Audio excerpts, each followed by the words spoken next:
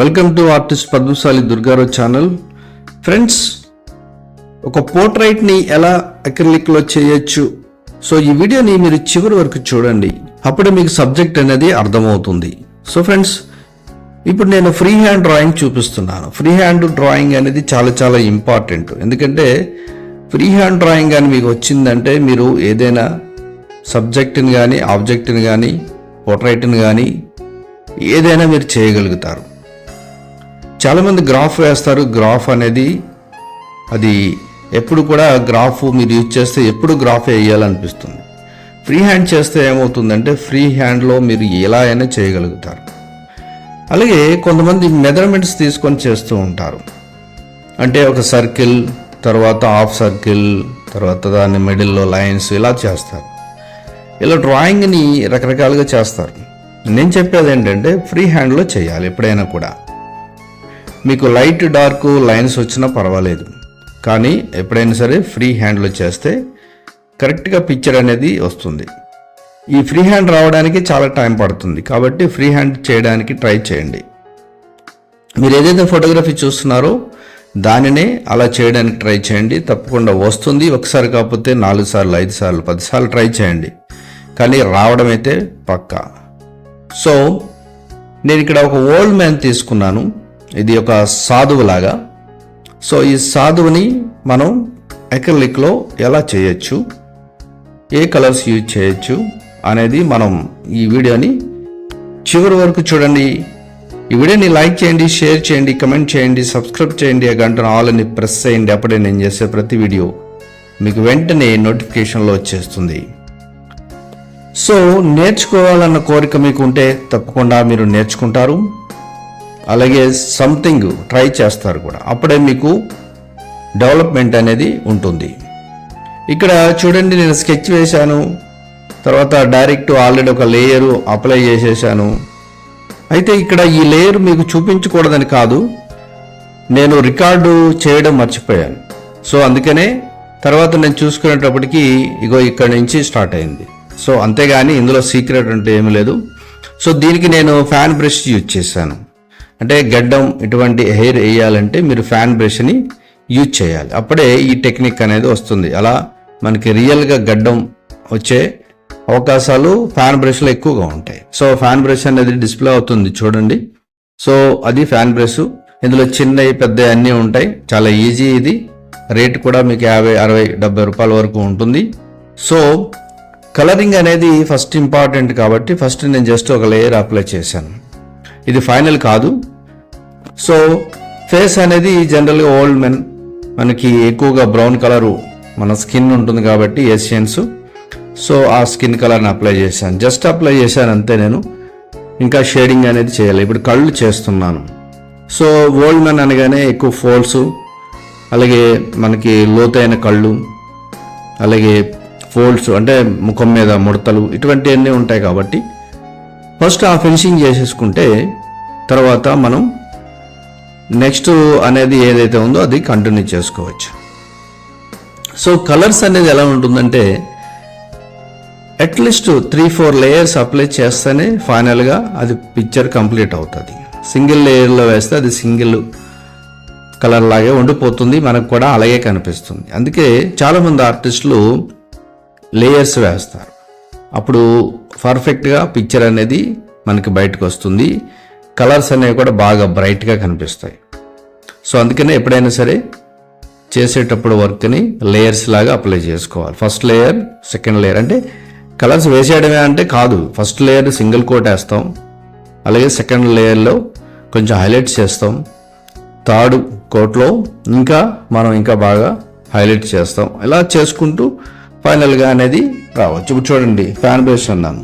ఆ fan brush అనేది ఇలా ఉంటుంది.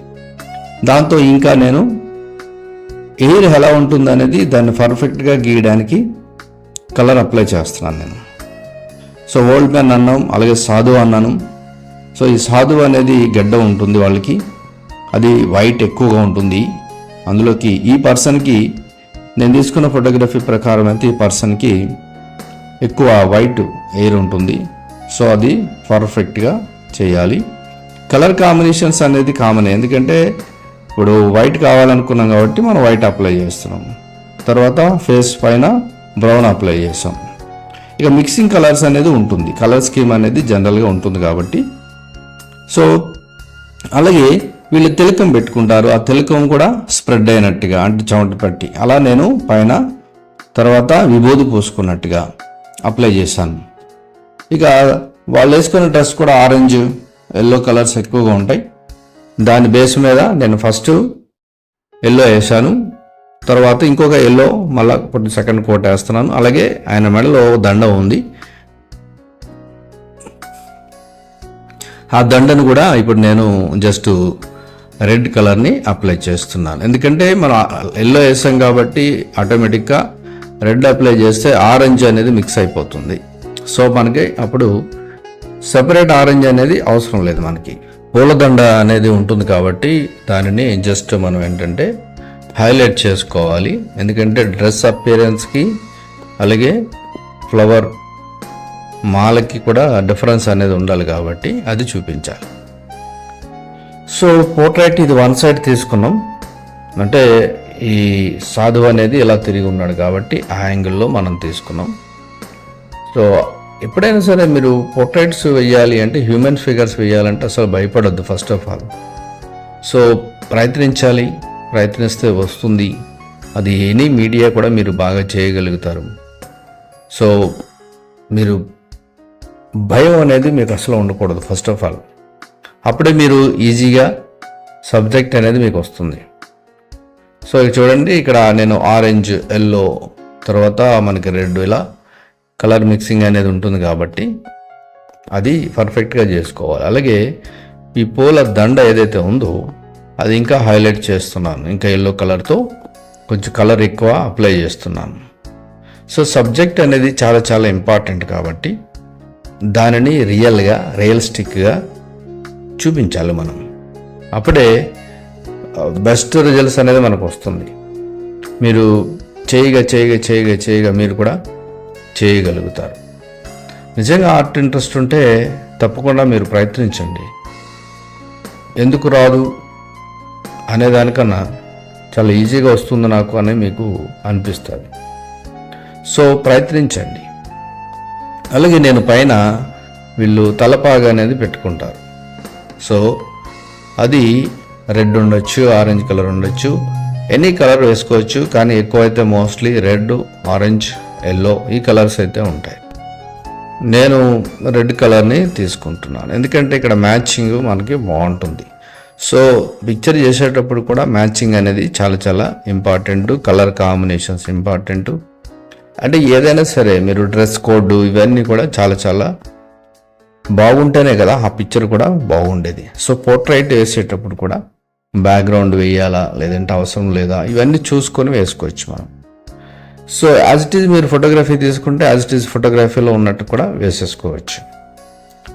అలాగే మన ఇష్టం, ఇక అది డిపెండ్ అని ఉంటుంది. కాకపోతే అసలు పిక్చర్ అనేది పోర్ట్రైట్ అనేది రియల్గా చేయాలి కాబట్టి ఆ రియల్గా మనం చూపించగలగాలి. సో ఈ అక్రిలిక్ కలర్స్ ఏంటంటే ఫాస్ట్గా ఆరిపోతూ ఉంటాయి. వాటిని కూడా జాగ్రత్తగా టైం మేనేజ్మెంట్ అనేది చాలా చాలా ఇంపార్టెంట్. సో అక్రిలిక్ మీడియం అనేది సూపర్ మీడియం. ఈ మీడియం కానీ మీరు కానీ నేర్చుకుంటే ఇలా చేయగలుగుతారు. ఇంకా ఆయిల్ పెయింటింగ్లా కూడా చేయగలుగుతారు. అక్రిలిక్ మీడియంని ఎలాగైనా యూజ్ చేసుకోవచ్చు మనం. సో ఇది పోర్ట్రైట్. దీన్ని జస్ట్ నేను ఒక బ్యాక్గ్రౌండ్ని అప్లై చేస్తాను. బ్యాక్గ్రౌండ్ లేకుండా కూడా ఇలా వదిలేయచ్చు. ఇలా వైట్ కూడా బాగుంటుంది, ఎందుకంటే వైట్ క్యాన్వాస్ పైన వైట్ పేపర్ పైన ఉన్నట్టుగా కనిపిస్తుంది. కానీ మరీ ఏంటంటే పోర్ట్రైట్ అనేది హైలైట్గా ఉండకూడదు అనుకుంటే లైట్ బ్యాక్గ్రౌండ్ అనేది ఇచ్చుకోవచ్చు. సో నేను సింపుల్గా బ్రౌన్ కలర్ తీసుకొని వాటర్ తీసుకొని జస్ట్ అలా అప్లై చేశాను, అంతే సరిపోతుంది. ఇంకా కావాలంటే మన అదర్ కలర్స్ కూడా అప్లై చేసుకోవచ్చు. జనరల్గా బ్లూ కలర్ ఇటువంటివి కూడా చేసుకోవచ్చు, కానీ దీనికి అవసరం లేదు. సో ఇది ఫైనల్ హైలైట్స్. సో ఫైనల్గా ఇలా ఉంటుంది. మీరు కూడా ట్రై చేయండి. Thank you for watching.